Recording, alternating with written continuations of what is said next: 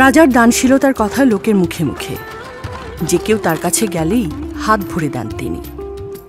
এক পেশাদার ভিক্ষুক ভাবল যাবে রাজার কাছে, থলে ভরে সামগ্রী নিয়ে আসবে। গেল রাজার দরবারে, কিন্তু তাকে অবাক করে দিয়ে রাজাই বরং তার কাছে চাইলেন। ভিক্ষুক প্রথমে ভড়কে গেলেও রাজা যেহেতু চাইছেন, তাকে তো না বলা যায় না। নিজের ভিক্ষার থলে থেকে সে 5টি চালের দানা বের করে দিল, দিয়ে রাজাকে বলল, এই নিন জাহাপনা, দরিদ্র ভিক্ষুক আমি, আর কি দিতে পারি আপনাকে? রাজা বললেন, ধন্যবাদ তোমাকে, কাল আমার উপহার পৌঁছে যাবে তোমার কাছে। পরদিন ভিক্ষুকের বাড়িতে রাজার সৈন্যরা বস্তা ভরে চাল পাঠালো। ভিক্ষুক তো সাথে সাথে চাল মাপতে বসল। মাপতে গিয়ে দেখে চালের ভেতর বড় বড় 5টি স্বর্ণমুদ্রা। বুঝল তার 5 চালের দানার বিনিময়ে রাজা পাঠিয়েছেন এই 5 স্বর্ণমুদ্রা। কপাল চাপড়ে হায় হায় করতে লাগলো, ইস, 5 চালদানা না দিয়ে যদি 1 মুঠো চালও দিতাম, তাহলে আজ কতগুলো স্বর্ণমুদ্রা পেতাম। ইস, কি করলাম। গল্পটি আমাদের জীবনেরই প্রতীক। স্রষ্টা মানে সব রাজার যিনি রাজা, তিনিও কিন্তু আমাদের পরীক্ষা করেন, আমাদের দানশীলতার পরীক্ষা, ঔদার্যের পরীক্ষা। হাতেম তাইয়ের দানশীলতার কথা আমরা অনেকেই জানি। একবার হাতেম তাই বলছিলেন, তোমরা আমাকে বলো দানশীল, কিন্তু আজ আমি তোমাদের এমন এক নারীর গল্প বলবো, যিনি দানশীলতায় আমাকেও ছাড়িয়ে গেছেন বহুগুণ। একবার আমি কিছু লোকজন নিয়ে এক মরুভূমি অতিক্রম করছিলাম। পথে ক্লান্ত আর ক্ষুধার্ত হয়ে পড়ায় একটা কুটির দেখে থামলাম। দেখলাম এক বৃদ্ধা আর তার ছেলে থাকে কুটিরে। আমাদেরকে দেখে ব্যতিব্যস্ত হয়ে পড়ল, ঘোড়া থেকে নামতে সাহায্য করল, সুশীতল গাছের ছায়ায় বসতে দিয়ে ঠান্ডা পানি খাওয়ালো। ছেলেটিকে দেখলাম কুঠার হাতে জঙ্গলের দিকে রওনা হতেই মা বলে উঠলেন, কোথায় যাচ্ছ বাছা, জঙ্গলে লাকড়ি কাটতে? ছেলেটি বলল, জি আম্মা। মা বললেন, তাতে অনেক দেরি হবে, ততক্ষণে আমাদের অতিথিরা ক্ষুধায় খুবই কাতর হয়ে পড়বেন। তুমি বরং আমাদের এই ঢেকিটা চিরে কিছু কাঠ বের করে নাও, রান্নার জন্য আগুন এ দিয়েই জ্বালানো যাবে। আর আমাদের ছাগলটাকে জবাইয়ের ব্যবস্থা করো, অতিথিদের জন্য আজ আমরা ছাগলের মাংস রান্না করব। হাতেম তাই বললেন, রান্না হওয়ার পর আমরা তৃপ্তির সাথে খেলাম, বিশ্রাম নিয়ে আবার চলতে শুরু করলাম। পথিমধ্যে আমার এক সঙ্গী বলল, আসলে ওই ছাগলটি ছিল বৃদ্ধার একমাত্র অবলম্বন, যার দুধ বিক্রি করে সে চলত, আর ঢেকিটা দিয়ে চাল ছেটে সে বাজারে বিক্রি করত।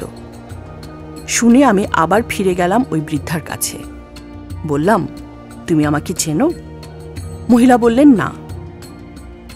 আমি হাতেম তাই, সবাই আমাকে দাতা হাতেম তাই বলে। তুমি যদি তোমার ছেলেকে নিয়ে আমার বাড়িতে আসো, তোমাকে আমি উপযুক্ত মূল্য দেব, সাথে আরও উপহার সামগ্রী। নারী বললেন, মাফ করবেন জনাব, অতিথির কাছ থেকে কোনো প্রতিদানের আশায় আমরা অতিথির সেবা করি না।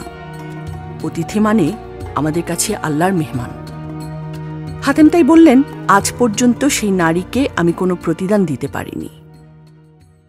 প্রিয় সুহৃদ, এই নারীর মতো উদার দাতা হয়তো আমরা হতে পারব না, কিন্তু জীবনের একটি গূঢ় সত্য আমাদের কাছে পরিষ্কার থাকা উচিত।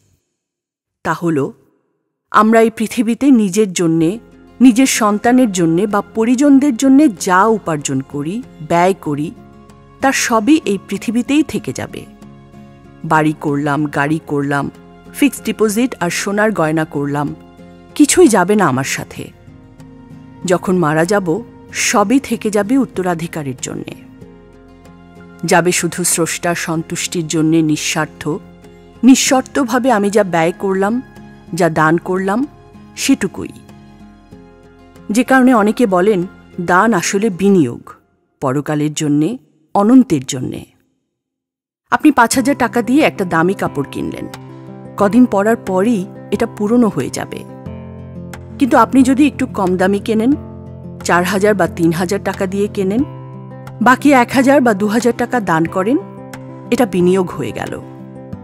অনন্তকাল ধরে এই বিনিয়োগের সুফল আপনি পেতে থাকবেন। আর আপনার সামান্য একটু কৃচ্ছতার এই দানগুলোকে সংঘবদ্ধ করে কোয়ান্টাম ফাউন্ডেশন যা করছে, তা হয়তো একা আপনি ভাবতেও পারতেন না।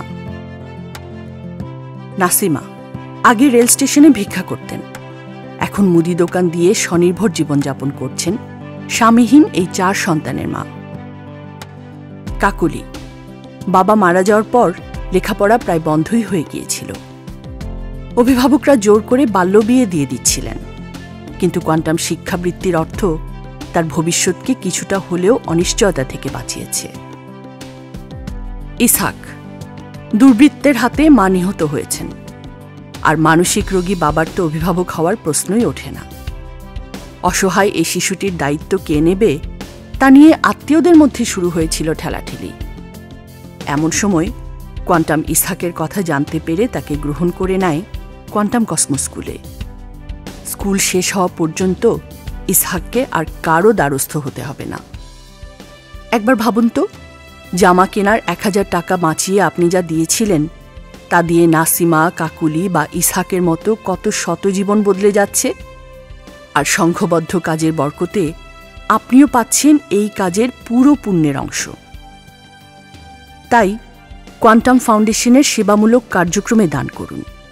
মাটির ব্যাংক, এতিমান, মাতৃমঙ্গল, প্রবীণ সেবা ও হাফিজিয়া মাদ্রাসা সহ দানের 1/2 খাতের যে কোনোটিতেই আপনি নিয়মিত দাতা হিসেবে শরিক হতে পারেন। আপনার দানের সর্বোচ্চ ব্যবহারের আন্তরিক চেষ্টা করে কোয়ান্টাম।